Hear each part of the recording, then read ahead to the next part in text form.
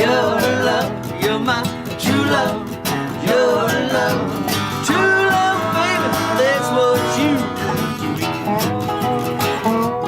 give me that true love, your love, you're my true love, your love. I said true love, baby, that's what you I said that true love, baby, that's what you give to me.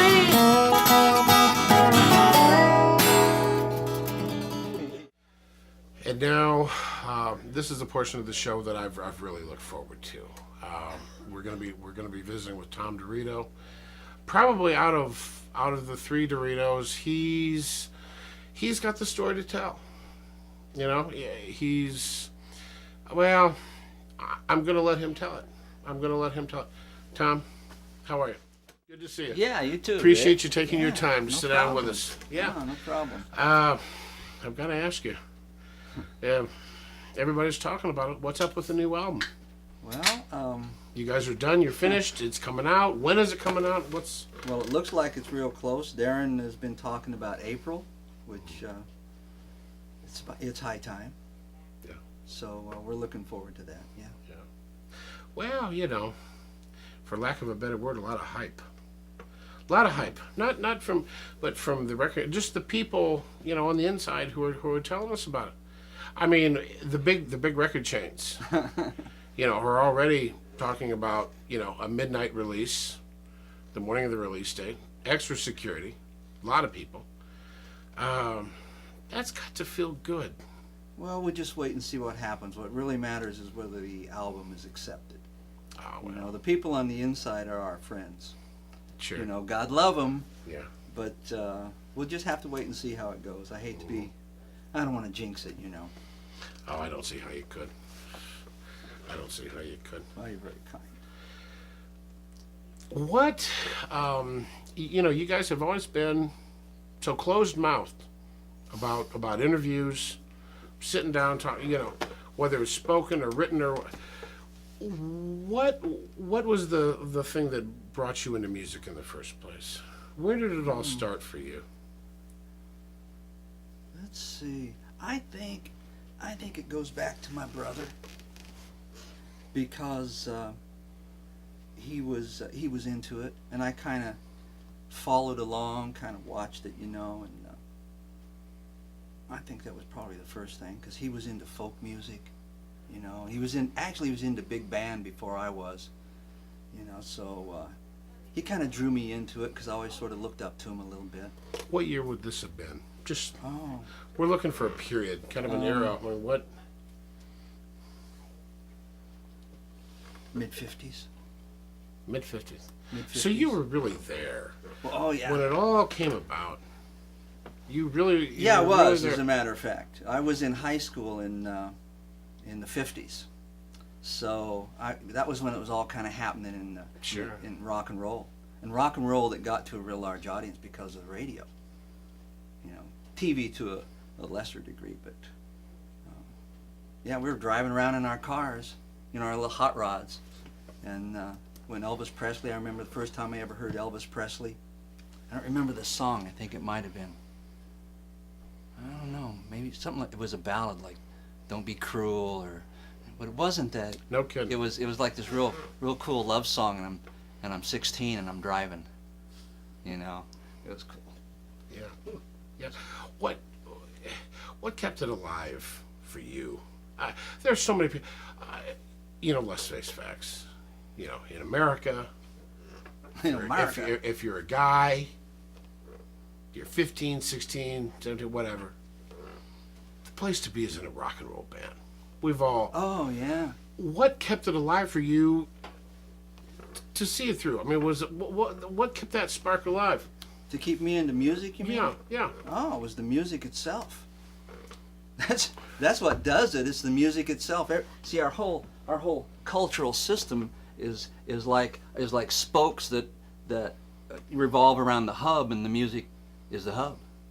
Little Richard, and Fats Domino, and Elvis Presley, and you know, even people before that. Who was the guy who did a white sports coat and a Pink Carnation. You remember Sure. that hokey song? Well, see, that's that Yeah. same era. I don't remember that, but yeah. Yeah, well, but here's Sure, he's a almost feel. like a white ass country boy, a white sport, doing Right. doing that, Right. and it's that was fitting like in that 52, whole thing. 53. Well, yeah, I'm yeah. thinking. So at that point, Elvis didn't happen to what? it hadn't 55? quite splintered yet, but rock and roll, that early rock and roll kind of began to splinter, and and you listen now, we got pop ass country, that probably Sure. came out of that Marty Robbins, wasn't it? Yeah. Yeah, it was Marty Robbins. See, so that whole, it was fun. Yeah. As it's been so broken up and labeled since then, and we've had enough years to really separate ourselves and look at it. But the next really big change at that point was like the British invasion. Oh, yeah. Now, how did that? You're coming from kind of a country gospel kind of a 50s to these jangly chords and. Well, actually, that isn't where I was coming from at that time. That's not where I was coming from at all. Where I was coming from was Bob Dylan. And where I was coming from was Peter, Paul, and Mary. Not Bob Dylan as a rocker that I'm sure he always wanted to be, but Bob Dylan as the folk singer in New York, doing How Many Roads Must Have, doing that. With emphasis on his writing. Well, yeah, Lyricist. lyrical folk songs, folk music. If I had a hammer, I was into the old English things, where everybody dies and gets stabbed down by the river, that kind of stuff. And so I'd sort of drifted away from that rock and roll thing into folk music and kind of got snobby about it. But that was where I first started playing guitar. See, so that was really the first time I ever, got into. I always liked singing, and I always thought I had an okay voice, but the musician part of it began with that, and I'd beat on bongos. Well, you say the musician part of it. What did you play? Parties, clubs? What? I played. What got you in front of people? Parties, hanging out. Always taking my guitar.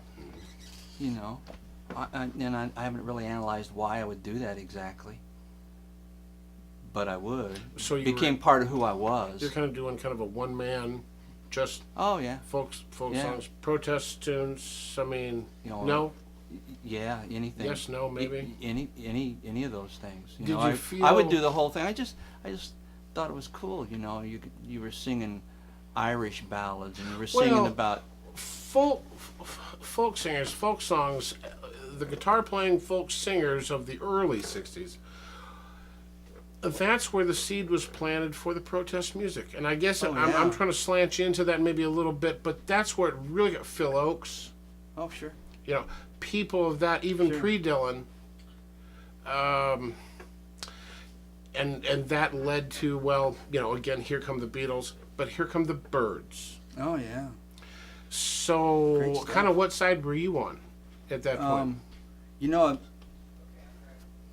Around that, so I was so immersed in the traditional folk that I wasn't a snob about rock and roll exactly at the time. Like remember when Dylan did his thing at the Newport. Newport Jazz Festival, sure. Well, that didn't bother me that he did When that. he walked out electric for the first time. Yeah. A lot of people were.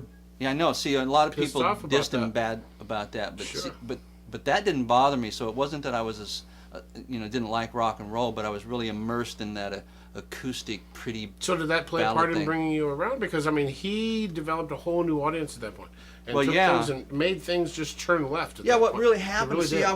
he was always a fan of mine, or I was always a fan of his. So when, not an idol, but I was just a Sure. fan, and I had all the stuff. I listened to it all the time, and I got really into what he was writing, the lyrics that he was writing, and how strong he was. Just such a strong writer that could create an image that make you feel a whole scene, and a whole thing unfold before you. And so it was that ability to create those mind pictures that I was drawn into, and what those things really A whole said. lot of people were. Yeah. I mean, And so I just went where he went. But I also dug, it was like when the Beatles happened too. I remember real big events for me was like the first time I heard Elvis. The very first time, when I'm driving the car, it's at night, there's about 5 of us, we're probably drinking, You know, we're going to another town. We're driving down this Colorado road, and this Elvis song comes on. I'd never heard him before. It was just real magic. And the other time was years later. Hey, could you keep it? We're trying to. Yeah, I know you are. And the other. That's part Dorito. Part of the ambience. Ambience. Could we just get along Yeah, with be what's an at ambulance. hand here? We'll get him So- out here for you. So Now be anyway, quiet. I won't say anymore. So the other time that was a real magical experience, the Elvis thing, right? But was years later, and I'm living in California. This is right before I get drafted, right? And so I'm living in Now, California. what year would this have been? 65, 64. So, so I hear I want to hold your hand. And I'm 21. I'm going, oh, this is cool. I like this a lot. With your background, with your background and being 21, because it's so easy today to think that, just boom, and it just changed everything. Did it really change everything? Well, Oh. Yeah. It changed it. Well, you watch the documentaries these days, that. It's like just time stopped and everything went from black and white to in color with the release of I Want to Hold Your Hand, and I would just kind of think that it was maybe a little more gradual than that. I don't know. I think it accelerated the process. I think there was going to be a natural process. It had to go where it went. Did you know? Respect it right off the bat? Did you Oh, really? yeah. Did you? Oh, maybe not intellectually, Well, but in the heart, it's like, it's like all music. That's that hub that pulls it, that holds it together. Wordlessly watching, he waits by the window and wonders at the empty place inside. Heartlessly helping himself to her bad dreams, she worries. Did he care a goodbye? Or even hello? They are one person. They are two alone. They are three together. They are for each other.